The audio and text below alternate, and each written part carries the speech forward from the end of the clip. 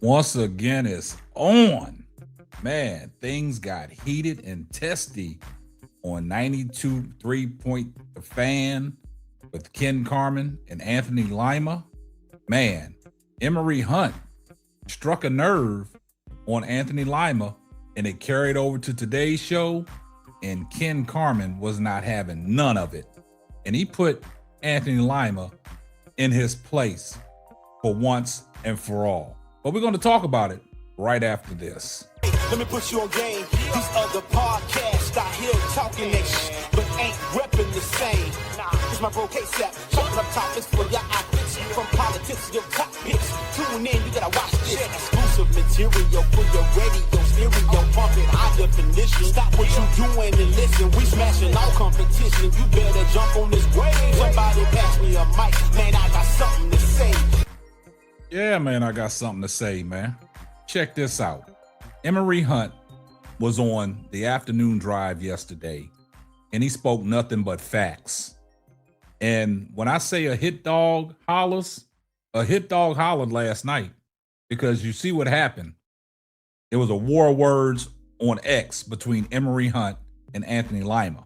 And Anthony Lima is in his feelings, he's in his emotions, and it carried over to today's show when basically they did a replay on what Emory Hunt had to say from CBS HQ, right? Emory Hunt spoke facts about Shedeur Sanders and the what ifs if he had given the keys early in the season. Cleveland Browns would have been further along than what they was.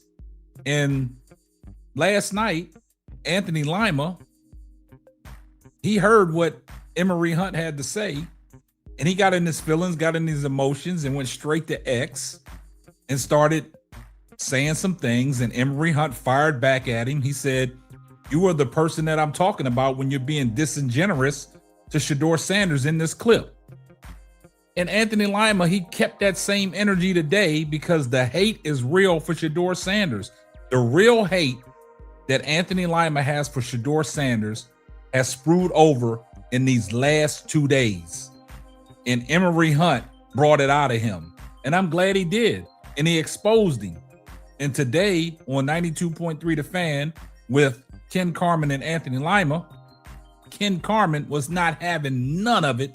He was not having none of the hate that Anthony Lima was saying about Shedeur Sanders. And at one point, Ken Carman, he really didn't want to throw Dillon Gabriel under the bus, but he mentioned Dillon Gabriel in what he had to say because he was saying that the 5th round draft choice, 144th pick, outplayed Dillon Gabriel, and it wasn't even close, and that the Cleveland Browns wasted their time with Dillon Gabriel as the 3rd round pick. So let's take a listen to what Ken Carman had to say, and he finally put Anthony Lima to rest because he's not having none of the Shedeur Sanders hate. Now let's take a listen. Head coaches, if he had had a different style or if they would have handled things differently in the training camp, off season, those things, would things be any different? It's hard for me to say yes, but I also think I can only go by what they've done. If you give me a minute to explain myself, this is why I want to say yes. I do think he got better at certain things as the season went on. I still think he's a project. And if you can find yourself a franchise quarterback, yeah, you're going to do it. Problem is that I don't think you can really find yourself a franchise quarterback. So now I think that you have a situation where, yeah, he's going to end up playing for you in 2026. And I'm certainly, obviously, not upset by that whatsoever. I think he got better with feet. I think he got better with vision, which usually those things are 2 and 2 because your feet take your eyes. I think he got a better grip of the offense. I think he got a better grip with trying to lead his teammates on offense. Even though, hey, offensive line wasn't good. He had struggles at times. I mean, falling backwards and some of the other things. The game against Cincinnati, I think over time, and I'm going to paint you out to be a villain here. Over time, you're going to have to remind me of the game against Cincinnati. I'm just going to tell you right now because I can see where I'm going to go with it. Is I think he's the most realistic option to start. I will not want to remember the game against Cincinnati. I guarantee it. So I think he got better at those things. And then I'm not trying to rip on the guy, man. Talking about Dylan But- right now.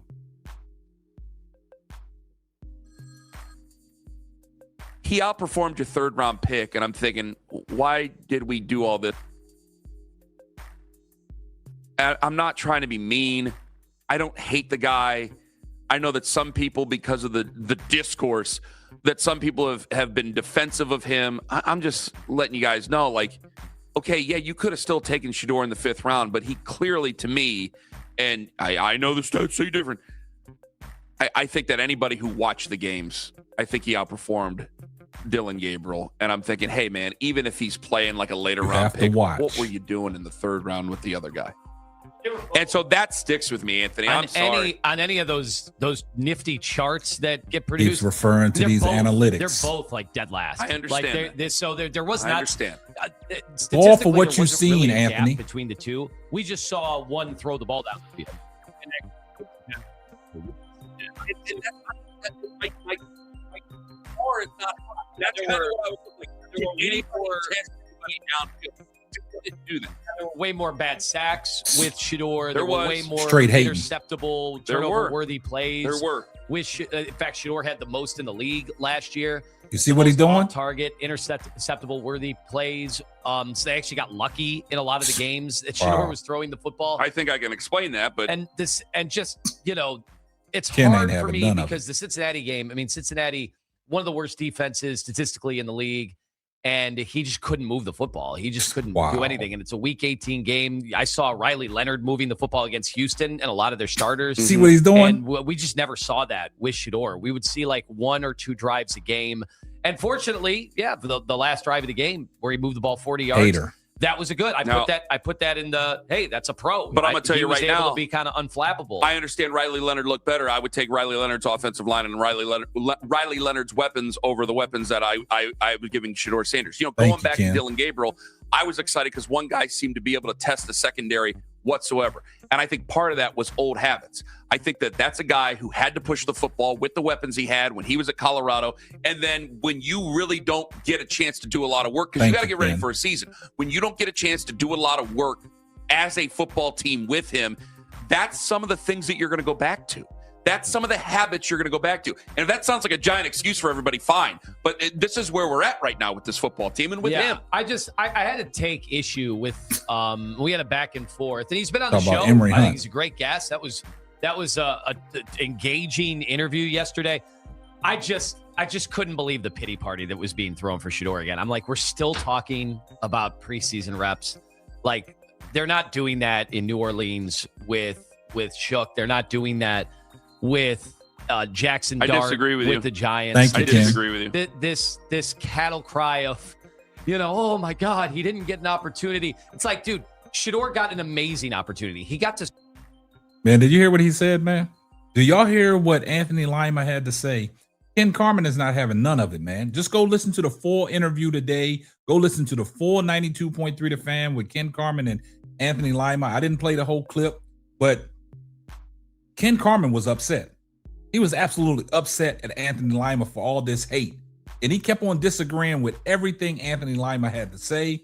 And it's about time that somebody put Anthony Lima in his place that works directly with him instead of somebody coming on the show in such of Emory Hunt from CBS HQ, where he ruffled his feathers. Now he wants to circle back talking about the engaging conversation that he had when he was on the show, but then he went to Twitter and he got unloaded on, and Emory Hunt put him in his place. But I'm glad that Ken Carman, the person that works directly with him, he's getting tired of this hate of Anthony Lima that has for Shedeur Sanders. And I'm glad that he finally put him in his place. Y'all have to go listen to the full show today to understand where I'm coming from, because Ken Carman got agitated.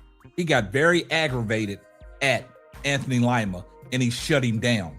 And this is what needs to happen. The hate needs to stop. And this is something that Anthony Lima was doing, but Emory Hunt brought it all the way out of him. I see everybody in the comment section, #salute. And if you're not subscribed to the channel, do me a favor, hit the subscribe button, turn your post notifications on so you know every time Simply Ball drops another hot banger. Oh yeah, just in case I forgot. Tell a friend to tell a friend. It might not be for you, but it might be for them. And this is going to wrap up another episode of the Simply Ball Dropping Podcast. I'm your host and the man behind the mic, K-Sap. We're going to catch you on the next one. Deuces. Thanks for listening to the Simply Ball Dropping Podcast. Be sure to subscribe, like, and share on all major platforms. That's all, folks.